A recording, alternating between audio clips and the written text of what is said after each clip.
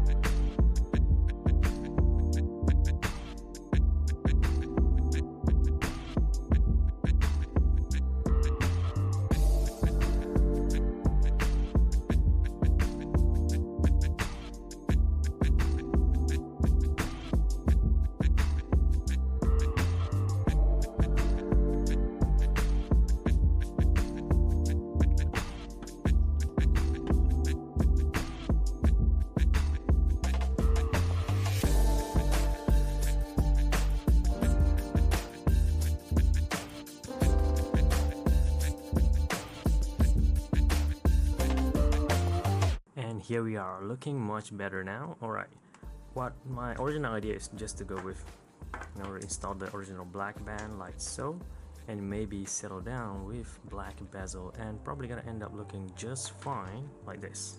Let me put this thing back in there. Boom, all black, back to basics like that. But you know what, let's go a little bit crazy.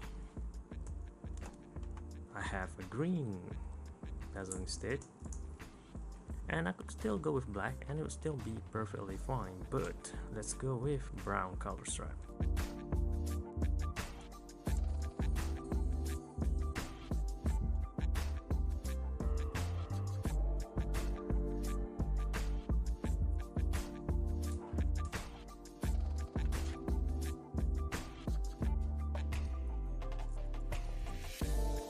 Alright, here we are at the final result. We got a green and brown strap. Nothing much going on with there except for the colors. With what I've done so far, I clean up of the blue, the ring that was so janky. I just clean it all up. You can see some marks over there. Flat black the entire outside area, and I could just clean up all the lettering on there as well, but I figure let's just leave it be. It looks still okay. There's some marks over here. I could live with this, so I'm just gonna leave it as is. And while at it, let's run through all the functions again. This watch is so cool. So we got over here, I think, let's adjust. I could change between date and date and date and time. First mode brings us to the alarm function. Alright, alarm first, 1 2 3 4 5, and signal. And then we have dual time function over here, as we're back to home timekeeping actually.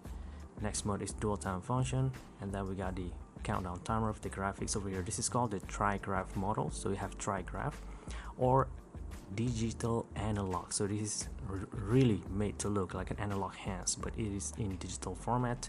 This is the stopwatch function, so it goes the other way around and back to home timekeeping. And what's cool about this watch is that it did not have any electroluminescence at all, no backlighting whatsoever, but it does have this cool function called the, I would call this I would say a display or demo mode. Just press the mode button and hold it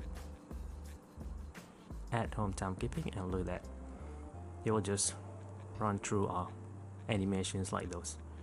This is something that is missing and pretty much every modern G-Shock, and this watch still have it.